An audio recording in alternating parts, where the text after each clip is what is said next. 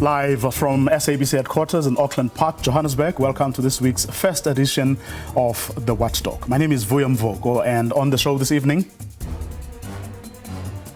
the NEC will vote against the adoption of the report of the Section 89 panel. President Cyril Ramaphosa's way cleared as the ANC resolves to back him when Parliament debates his impeachment tomorrow. Samkele Maseko will be with me in studio in a moment to give us the lowdown. ANC MPs must now bend the midnight oil as they figure out how to approach tomorrow's special sitting in the National Assembly. We also have the ANC Women's League going to talk to us about parking outside the gates of Parliament tomorrow to show their support for the men they have nominated to lead the party for another 5 years. We'll also be joined in this hour by the General Secretary of the South African Council of Churches, who have also entered the fray by announcing that they believe Cyril Ramaphosa should stay on as the country's president, at least for now. The view of the independent panel, which illustrate that the evidence of Cyril Ramaphosa regarding Phala farm must be approached with caution. We also hear from the EFF, whose leader today upped the ante, daring both the ANC and the official opposition, the DA, and threatening to take the matter to court if the country's leading two political parties save the day for the president tomorrow. All that happening before our analysts, for the evening, try to make sense of all of today's developments and throw forward to tomorrow. The Watchdog starts now.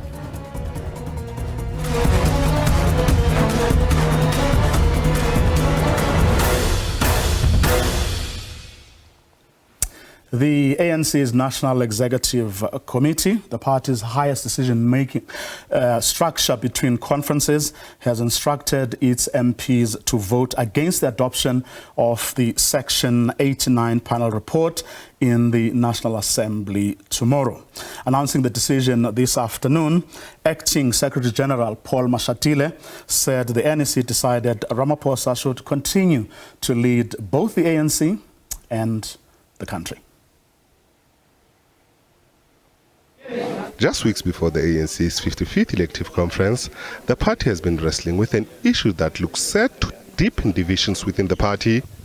Last Wednesday, the Section 89 independent panel led by former Chief Justice Sandile Ngcobo found that President Ramaphosa may have a prima facie case to answer concerning his Phala farm burglary.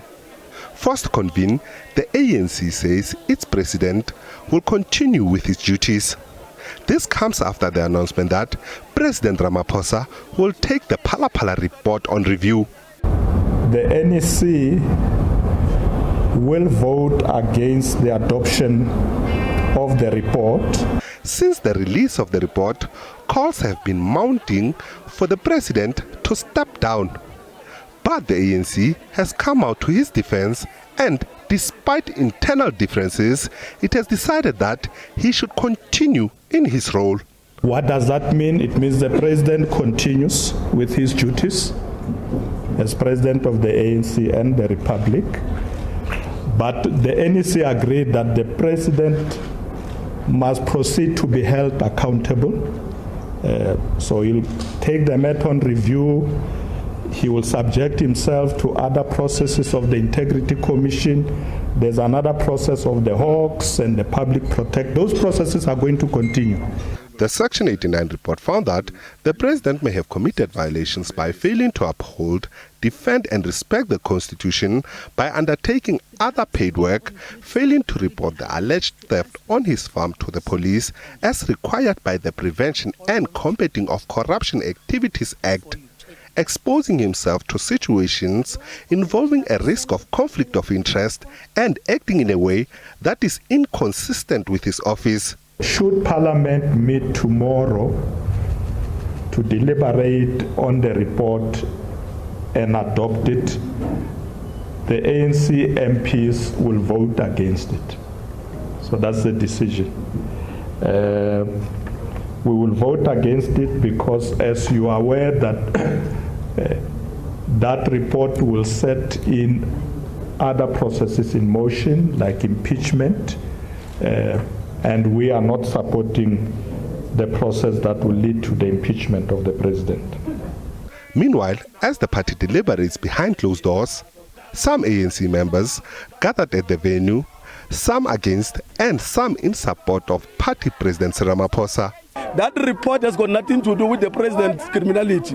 It is a report that has got anything to do with the politicians, whom knows very well that they are appearing on that thing of the state capture and they don't want to be arrested because the president Ramaphosa has now strengthened your SIU, have strengthened your NPA in order to have teeth and deal with the our own comrades that have been found to have been fingered by the state capture. I am here, as I've done for many months now, to call on the National Executive Committee of the ANC, my fellow comrades, to do the right thing and to insist that Cyril Ramaphosa must step down. Following the decision by the ANC's highest decision body between conferences to support Ramaphosa, the events at Parliament on Tuesday will be closely followed, with some opposition parties hoping that some within the ANC caucus will vote for the adoption of the report. Ntlantla Khatlani, SABC News, Johannesburg. Well, our senior political reporter, Samkele Maseko, has been with this story the whole time. In fact, he just arrived back from Nasrec, the venue of that NEC meeting. Samkele, was it difficult, I mean, for people who supported President Cyril Ramaphosa to get the rest of the NEC to take this decision? It wasn't necessarily difficult, particularly knowing that how smooth the NWC went yesterday and how his people were able to garner a majority to have those various proposals that he must stay on as the head of state and subsequently recommend that the report in itself must be totally rejected by the National Executive Committee of the ANC. They ultimately won the battle of the day because in the NEC in itself, the ANC then decided that they will not vote with other parties in the adoption of this specific report, which is in essence the ANC rejecting the report in its current form and shape until there is a review by President Ramaphosa. If he is successful, they will totally reject it in a discussion they may have.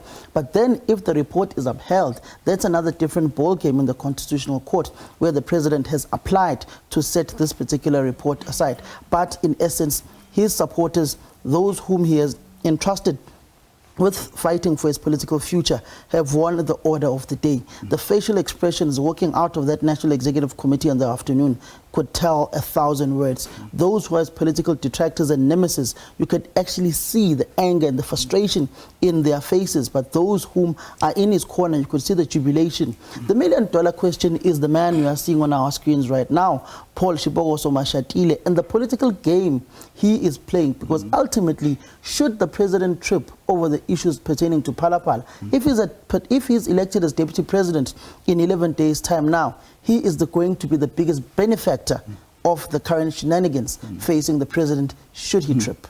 Before we get up to him, I want to ask you something about him as well.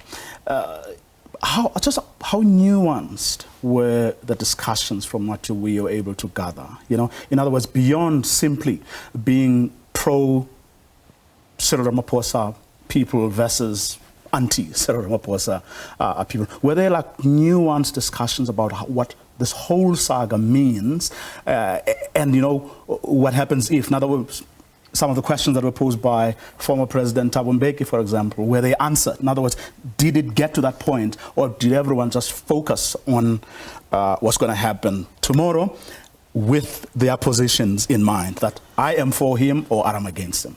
The main focus was what happens tomorrow, but also the political plague heading towards an election, because some whom are not necessarily with President Ramaphosa, but not also necessarily with his political opponents, the middle ground faction.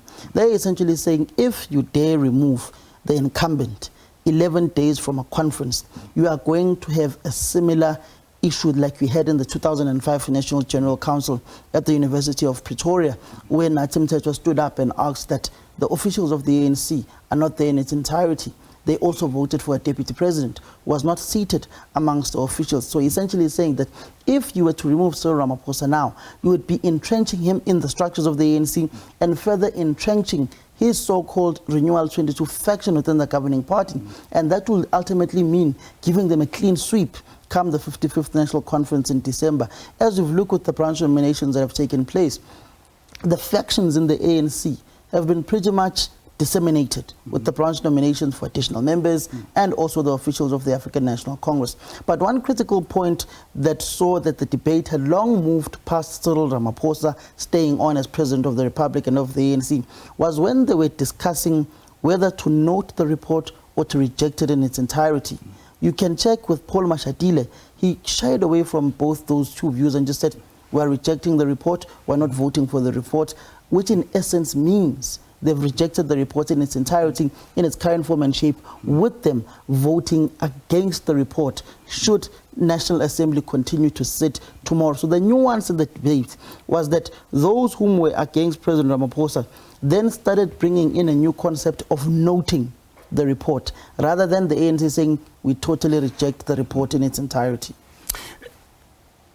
Paul Mashatile's language, body language, as he was sitting there and having to communicate this decision, I don't know whether he agreed with it or not, you know, but his body language was quite telling. I don't know if I'm perhaps reading too much into what I saw earlier in the clips we played just now. Look, it's very difficult to suss out Paul Mashatile at this point in time, but what is pretty clear is that whatever his political convictions are going to this conference, he's not going to backtrack from them. And whatever agreements he may have had with certain leaders of the ANC from whichever perspective, especially with that ultimatum he was given to KZN and the responses he's responded to Beginko Simtolo, the provincial secretary, it tells you that he's not moved from the position that he's ultimately going for the deputy presidency of the ANC and not the presidency, and is not going to be dogged into going or into entering into any faction, whether it's Zwelini Mkhize or Cyril Ramaphosa, but is going to move with what his province has ultimately decided on, which is Cyril Ramaphosa for president of the ANC, himself for deputy, Mtumseni Ntuli for Secretary General, ultimately cascading down to Stanley Chupumatabata as national chair. Interestingly, you are now starting to see that the RET faction is regrouping once again, going into its corner. And then you are starting to see with the debates taking place in the National Executive Committee that Nomvula Mokonyane is still moving, and with those who were saying the president of the ANC must leave office because he's tainted the image of the party. Just the facial expressions, Vuyo, when that NEC finished, the huddle of Malusi Kikaba, Batabile Dlamini, Faith Mutambi, Nomvula Mokonyane, the facial expression of Lindiwe Sisulu leaving that NEC meeting, the facial expression of Dakota Lekhwete. You could see Dr. Zwelini Mkhize, you could see Dr. Nkosazana Dlamini Zuma, that there was agony in their faces, that they did not agree with the decision that was being taken by the National Executive Committee. But on the other hand, you likes of Zizi Godwa, Mondi Kungubele, Enoch Kotongwane, Gwede Mantashe, Pravin Gordon, Derek Honeycomb, you could see the jubilation. You could see effectively that they had gone into that NEC meeting, they had gone into battle, and they'd come out victorious. Julius Malema, at his media briefing earlier today, said that people like Dr. Nkosazana Dlamini Zuma, people like Lindiwe Sisulu, who have publicly said that Cyril Ramaphosa must go, those among them who are members of parliament should then put their money where their mouths are. I wonder if you're going to actually see dissent tomorrow from such people. It's going to be interesting because it's not going to be a secret ballot vote. And the EFF has essentially said that they actually in jubilation that it's going to be a show of hands, and people must have the necessary backbone to put up their hands and vote with their conscience against their own party. But historically looking at the legacy of Dr. Nkosazana Dlamini Zuma within the history of the ANC should not go against a party line, knowing the Nkosazana Dlamini Zuma many people have spoken about, and over the years, even in public when she may have not been of the same view and inclination as former President Zuma, she'd not go out and lash the former president, but instead she'd take and use the opportunities within the structures of the organization in relation to former President Zuma, whether he needs to leave office or not leave office. So you've got a different kind of cadership in the ANC, that the elder generation that has been in the leadership of the party for the past 3 decades essentially now is being tested. Your likes of Lindiwe Sisulu, whom are members of parliament, your likes of Dr. Zwelini Mkhize, who don't agree with the posture that the party may have taken currently and are challenging the incumbent president, their loyalty to the organization versus their own political ambitions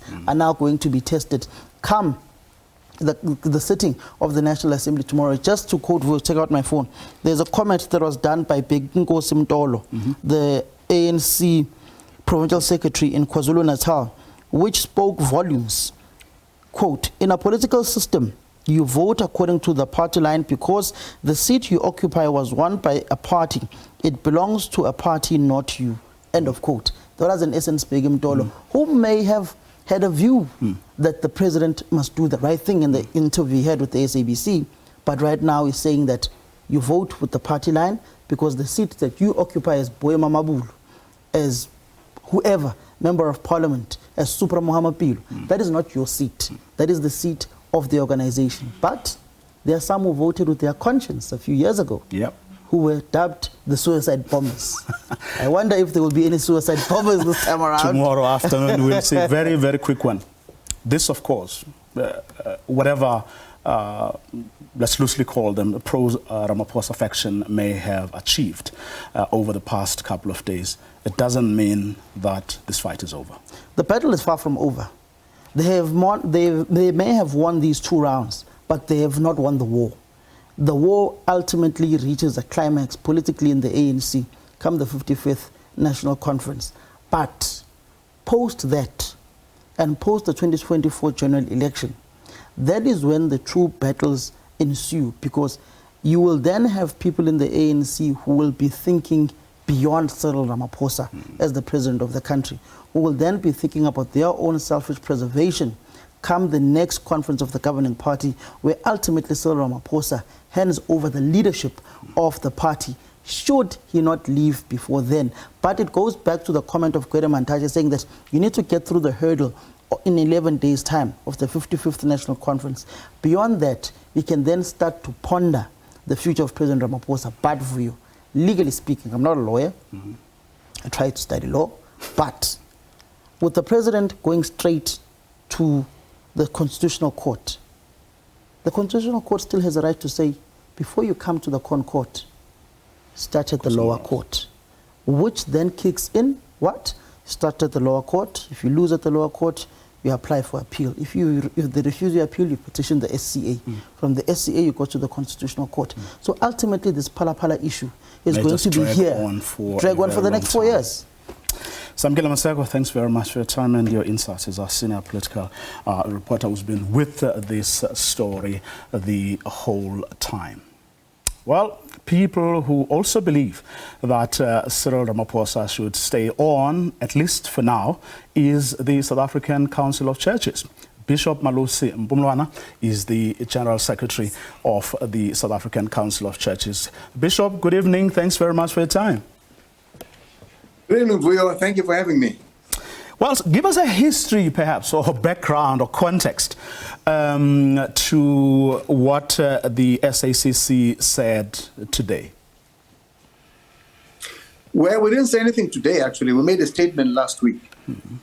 And our statement was saying that we appreciate the fact that Parliament has now taken a step and appointed this panel, and therefore that is a step in the right direction. And in fact, it is in contrast to what we've seen in the past, which was condemned by the Constitutional Court of Parliament failing to hold the executive to account. So that's what we congratulated. And then we went on to say that this is the beginning of a process that must be seen to unfold to its conclusion. because the panel is simply just opening up, and then it leads to the creation of an impeachment committee, which will then really go into the details and take evidence and be able to sift and be able to bring in what comes from the Hawks, what comes from SARS and the Reserve Bank. All of those institutions must then feed into the parliamentary process. That's really what we were applauding. And we're very happy that that process is taking its course, especially because we need to see our constitution tested. And this is the one opportunity. And we lament that in 2008, the African National Congress chose to fire a president without the constitutional code. And again, they fired President Zuma without the constitutional code. So this is the first time that the actual constitutional code can be applied in dealing with the matter of the president. That's really what we were saying in our statement. And you weren't worried that perhaps other people will read it differently, to say you are now rising to the protection of this president, and you didn't do so when his predecessor faced a similar set of circumstances. Not at all, not at all. There's no protection when you are saying the parliament is doing exactly what they should do with the president. Where's the protection in that? We're saying, right on, parliament, do what you need to do. There's no protection proposed in this. But I also should say that in the case of President Zuma, the only time we made a public call for him to retire from office was after the Constitutional Court had pronounced on him. Prior to that, all our conversations with the president were private. Nobody ever knew. And so we never made a public call at all because we believe in the constitutional systems. I might advise you, Vuyo, but you choose to do the way you want to do. But once you get into the constitutional system or the statutory system of the state that says, Vuyo, you have done ABC, it's now beyond it's beyond debate, it's conclusive, then surely we can come to you openly and say, I am for to discuss this with you. Of course, I mean, issues of morals, issues of ethics are issues closest to the church, and there have been a number of them have been thrown up by this particular episode. One would like to perhaps find out whether, as the church, you believe perhaps you should step up. I mean, campaigns you've actually had previously, where you really put a great deal of emphasis on these issues. And here we're not talking about who's wrong or who's right, but really putting them on top of the agenda of politicians, among others.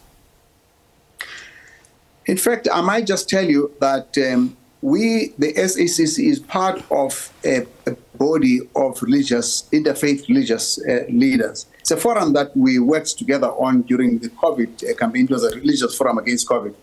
And we now then did, we went beyond that. And one of the things that right now we're working on as a group of religious organizations is to say, what kind of standards are we calling South Africa towards? And then we say, here is what we are asking of politicians, of all public officials. We have not finished that work. We're still working on it. But I have to tell you that, the matter of morals is a personal matter. I have to decide that this is inappropriate. And we expect, obviously, in the office, the highest office in the land, the highest standard of morals. But you can't prescribe that. And the only thing you can prescribe is the law. And that's why we stick with the law, because the law is the standard for everybody. If we don't do that, I believe we will be whimsical, because I will say, Vuyo, this is what I expect of you, and probably not say the same of the next presenter, for example. And so in order for us to stay in a standard that everybody in the country works with, morally, I would appeal. But I would say that moral standard depends on the individual. But the legal standard is standard. It's cut across without. It's consistent. It cannot be debated.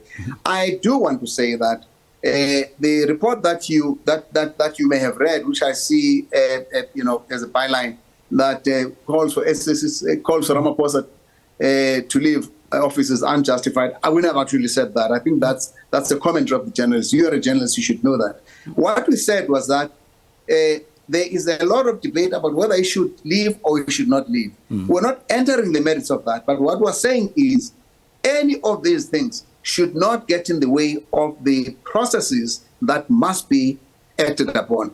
And in the same way that, in fact, in that very same paragraph, it's where we talked about the regret that Mbeki and Zuma were removed without the constitutional code. And therefore, to ask him to resign is actually to say, don't use the constitution. Just privately say to him, he must get out of town. And that's why I was saying that it undermines the constitutional processes. And that's really what's not unjustified, is justified because people want, in fact, we said that there are people who believe that this is the case. We understand why they said that, because they believe that Ramaphosa has let them down as they were hoping that he would bring back the billions that have been stolen. But even so, they must accept that this country has got constitutional systems and really we need to use them as best we can. Bishop, thank you very much for your time and for clarifying your position on this matter. Thank you, sir. General Secretary of the South African Council of Churches, expressing, of course, their viewpoint on this whole matter. We're going to take a quick ad break. When we come back, the ANC Women's League tells us why they'll be outside the gates of Parliament tomorrow. But we also hear from EFF leader Julius Malema, comments he made earlier today about how he sees or feels that his party feels that things should go tomorrow. Also, of course, on the same breath, threaten a court action in the event your Democratic Alliance, your ANC, decide not to support the position that the EFF and other opposition parties hold. We'll also have some analysis looking at both what happened today at that ANC NEC meeting, but also throwing forward to tomorrow. All that coming up in a moment. Don't go away.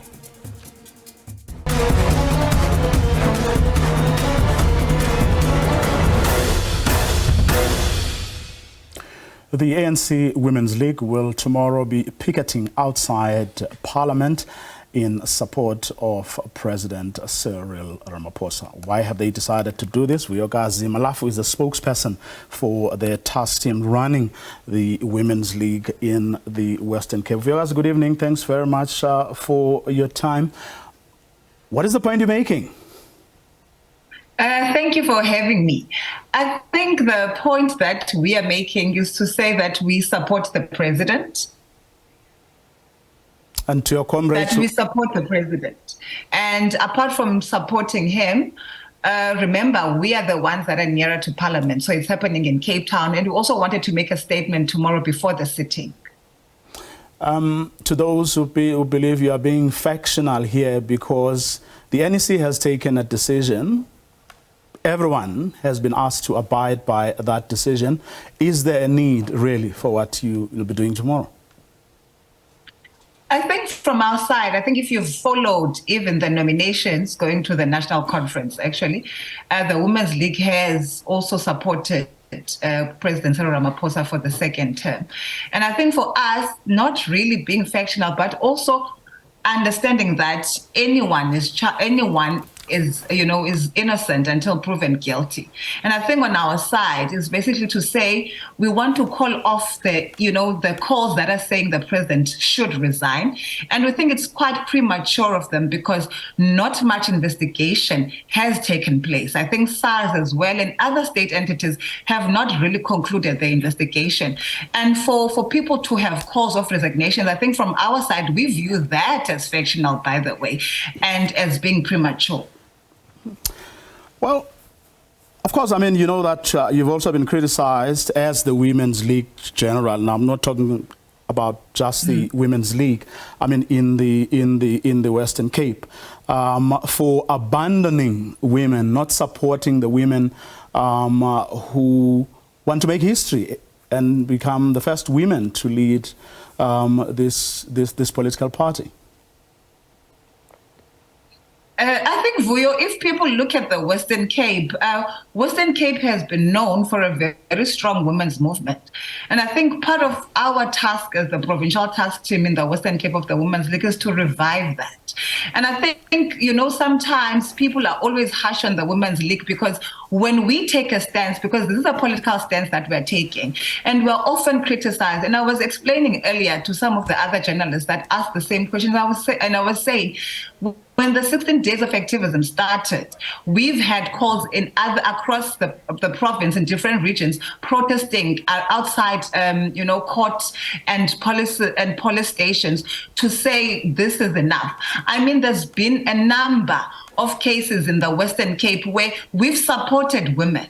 And I think for us, sometimes I feel society just expects women to speak on a certain topic. Yes, GBV is a primary topic that Women's League should stand upon, but we can't be limited just to GBV and handing out sanitary towels. But things that speak to the country and the stability of our government, we want to take a stand on that, and we have a right to have a say on that as well.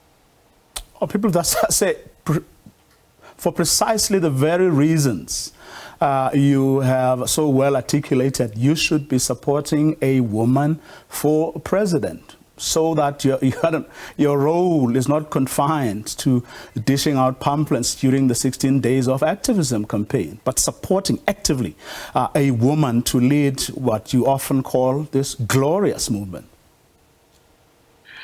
I think if you remember, the Women's League also supported Comrade Thandi Modise for deputy president. And I think this has been done in line because if a president gets one term, I don't think one term is usually enough to finish what they set out to do and part of the vision and goals that they wanted to set out for the country. And this was done then to just say we want the president to continue with his second term, to finalize all that he had envisioned for the country, and to also continue with his renewal and rebuilding of the ANC, and to make sure that he uproots corruption within the ANC. And I think after that, we will, we support Comrade Thandi Modise to be deputy president of our country. And I think that's a woman in the presidency. Okay, we'll leave it there for now. Thank you very much for your time. Vuyokazi Malafu, who's, of course, the spokesperson for the task team coordinating the efforts of the Women's League in the Western Cape. They'll be picketing outside the Parliament tomorrow to show support for President Cyril Ramaphosa. Now, the economic freedom fighters has threatened a court action if the ANC and the Democratic Alliance don't support the impeachment of President Cyril Ramaphosa. They had a briefing earlier today, which was addressed by their commander-in-chief.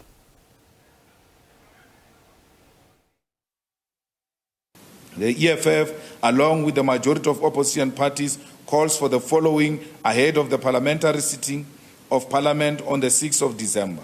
Parliament must be physically convened to vote for the impeachment process to commence when we convene on the 6th of December 2022, and the reason for physical convening Parliament is to avoid a situation in which represented political parties lock up members of Parliament in private venues that are not protected and secure for Parliament and all its members. Political parties and all members of Parliament must vote for the impeachment process to commence, because not doing so is not sensible and will not pass the rationality test. Voting against Section 89 independent panel's recommendation will be a violation of Parliament's constitutional obligation to hold the executive accountable. And previous rulings of the Constitutional Court have condemned Parliament's lack of oversight and vigilance over the executive. The EFF, along with the opposition parties, has resolved that in addition to the Section 89 impeachment process, will request the Democratic Alliance, the official leader of the opposition, to table a motion of no confidence against Mr. Ramaphosa on the basis of the prima facie evidence that he committed serious violations of the constitutions and the laws of the Republic. If the Democratic Alliance, which is the second largest political party in Parliament, is unable to table a motion of no confidence, the Economic Freedom Fighters, which is the third largest political party in Parliament, will table the motion of no confidence against Mr. Cyril Ramaphosa before the sitting of the National Assembly on the 6th of December 2022. EFF leader Julius Malema addressing a media briefing earlier, stating their positions but also their expectations. To try and help us make sense of it all, I am now joined by Sandile Swana, who is our analyst for this evening. Mr. Swana, good evening. Thanks very much for your time. Victory for President Cyril Ramaphosa for now, certainly. You know, on the back of what the NEC had to say today. Yes, it's unclear if it is a victory in the true sense of the word, if you accept that Ramaphosa came on board on the ticket of creating a culture of constitutionalism and constitutionality, anti-corruption, and so on, a clean government. Now he has a chance to go through the impeachment process, which has got several stages, and answer about wrong things, unlawful activities, including corrupt activities that took place in and around his farm, Phala, which since 2001 has been the sole owner and sole director, with the staff and management reporting directly to him continuously in that process, and the wrong things happened whilst he was in that capacity. So now he gets a chance to go and clear his name. And the first thing he does is to run to court to try and scupper the whole process, mobilizes the entire NEC of the ANC, like Jacob Zuma before him, to protect him from the clear direct consequences of his unlawful actions that were going on at Phala. There are things that have gone on there that are no longer under dispute anymore. Well, at least for now, I mean, in the words of Paul Mashatile at that briefing earlier, he must proceed to be held accountable, quote unquote, which means other processes can kick in, but for now they they're right behind him, and hence they have instructed their caucus to vote against impeachment tomorrow. So for now, at least, he does survive to live, or perhaps to fight another day. Yeah, I think there's something that we need to clear up about this. If the impeachment process were to be approved tomorrow just for the sake of it, the impeachment process has got several stages. My estimate would be that the final outcome of that process would reach us by between April and June next year in any event. So, and the ANC has the option, once that impeachment process is concluded, to then vote against the final report. Well, that report confirms that Cyril Ramaphosa has committed the offenses that are there. Remember, this is the people who are going to be, they are not judges or anything like that. These are people who are evaluating the soundness of the actions politically. And then a political decision must be made. So they could find that the president has done all these things and then go and vote that we're not impeaching him anyway, because of the majority feels that, no, this is our comrade or whatever. They vote against it. But for the nation, Cyril does need to demonstrate fully that he is willing not to be seen as honest, but he is willing to be tested in a formal forum, whether he is honest or not. That is the issue here. What was interesting for me also, I mean, was his letter this morning. You know, he's got the weekly letter that he writes. It gets sent out on Monday mornings, where he steered clear completely of this particular issue, and knowing fully well that this is what the nation is focusing on right now. I mean, curiously, he steered away from it all. Yes, I saw the letter. That letter is an update to the nation in the main about monies that have been recovered in the campaign against corruption at ESCOM, for instance.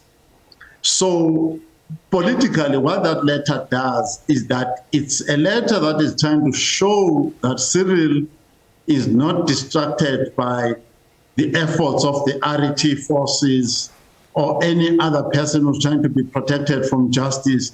He is continuing full steam to implement anti-corruption measures. But let me add that I think when I read the letter, I think he said they've collected about 2.5 billion rands of the money that has been stolen from ESCOM. What it does not say is that by some estimates, the money that actually was lost at ESCOM and that potentially needs to be recovered is about 500 billion. It's almost $500 billion. So it's like your child coming back from school and he scored 5% in a test and is making a song and dance about that, and he wants you to focus on that 5% marks that he got in the test. So it's a little diversion that he wrote that letter. I mean, was he not making a point perhaps that says, or that should suggest that I am not going to be, whether you agree with him or not is a completely different matter, but saying I am focused on corruption, I am focused on doing our state capture, I'm focused on ensuring that state law enforcement agencies, you know, are empowered to do their jobs without fear or favor. Everything else I don't care about, including what's going to happen tomorrow. Yes, I've already acknowledged that from his political marketing campaign, or what in political terms is called propaganda, he wants to create a picture of a Cyril who's very calm, who's focused on cleaning up corruption. But let's add then to that if we say corruption escalated because state agencies such as the Scorpions, the police, the Hawks, and many others were actually decapacitated. Capacity was removed. Competent people were removed. While Cyril Ramaphosa was chairing the deployment committee and allocating incompetent people and corrupt people, and when the DA was launching its case against cadre deployment, the minutes of the term of office when Cyril was chairman of the deployment committee disappeared. They have never appeared as to which of these corrupt people, some of them who are on trial now, were actually deployed directly by Cyril Ramaphosa. Those issues are still outstanding. And when he talks about all these big corruption campaigns, he must also clarify his own role in that, and we must not lose sight of that. Of course, I mean, his adversaries haven't stopped you know, criticizing him, saying the things, a lot of things that they wanted to say about him. There was one that has been circulating, I mean, this weekend, you probably saw it, former President Jacob Zuma addressing the party faithful. Let's take a listen to what the former ANC president had to say about his comrade this past weekend.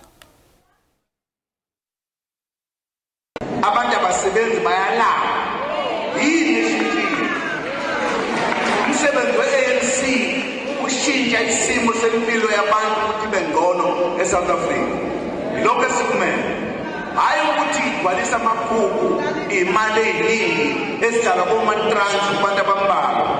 Ayikho lona, ayikho.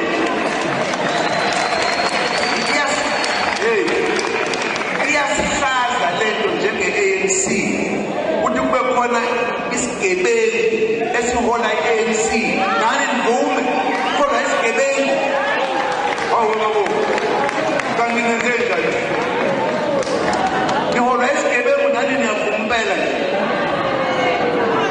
Esathenga isikhundla.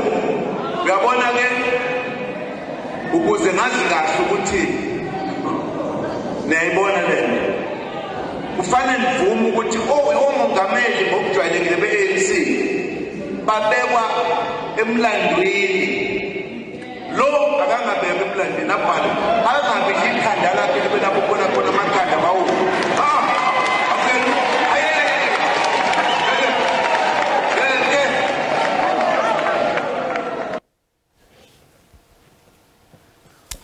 Your thoughts, Mr. Swana?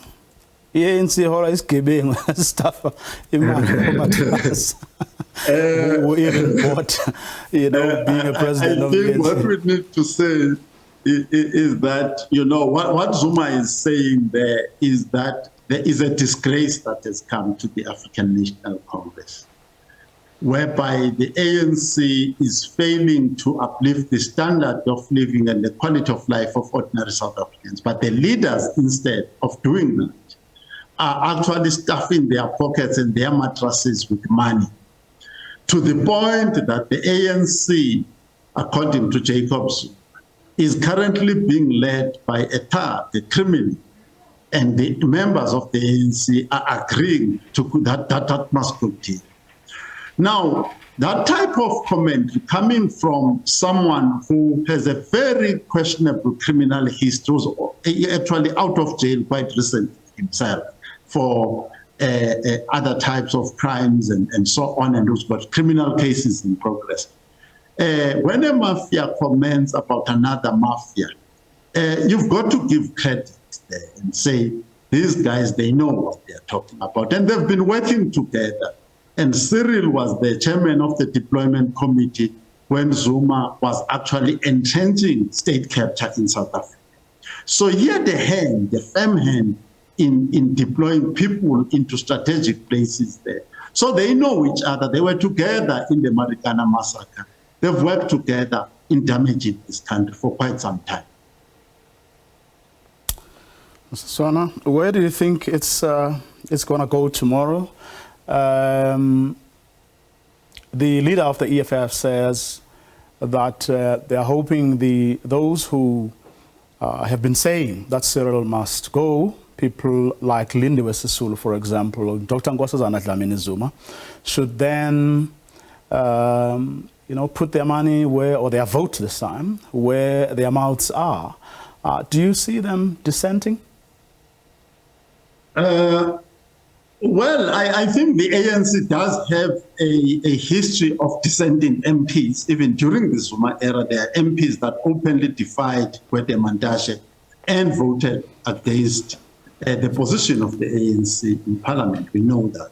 As to whether this lot of Lindiwe Sisulu and others has got the same level of courage and guts, remains to be seen tomorrow and tested. At the same time, I anticipate that the ANC will start off by saying there's not even a need to debate this thing, because Cyril Ramaphosa has taken this thing to Phala, to court, to the Constitutional Court for review, which is basically a safeguard mechanism that regardless of how many dissenters there are, at least this idea that Cyril has taken this thing to the Constitutional Court will potentially make the other parties to agree that it's pointless to debate it.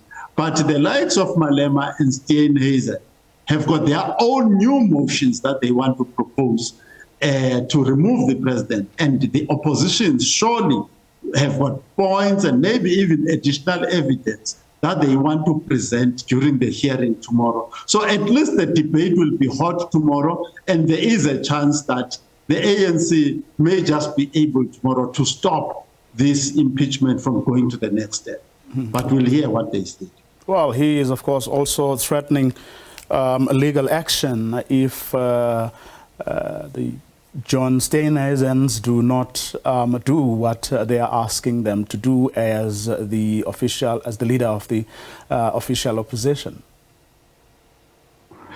Yes, I think that unfortunately what the ANC has done now, this whole thing, and then Ramaphosa with this court case, and let me say this about this court case of Ramaphosa. Let's say Ramaphosa is sincere, that he is honest and he wants constitutionalism to continue, then his lawyers could have sat down with the Speaker of Parliament and the chairman of this panel or whatever to say, guys, can we not fix this, that, and the other, so that by the time the formal impeachment process is done, at least any outstanding matters have been resolved, or sit with the chairman of the impeachment committee to demonstrate some bona fides or sincerity and honesty, which has been lacking in this country for a very, very long time. amongst our leaders that this idea of honesty is hardly ever seen. So I don't think the court case was entirely necessary. And you may well find that the Constitutional Court it will tell them that, guys, you are trying to drag us into something you should have solved among yourself in Parliament, and you are bringing it here. So I don't think it's a clear-cut issue, this issue of going to court. And the politicians of the ANC in particular have been complaining that there's an overreach from the court trying to control Parliament. And now they are taking something that is political, that is their job.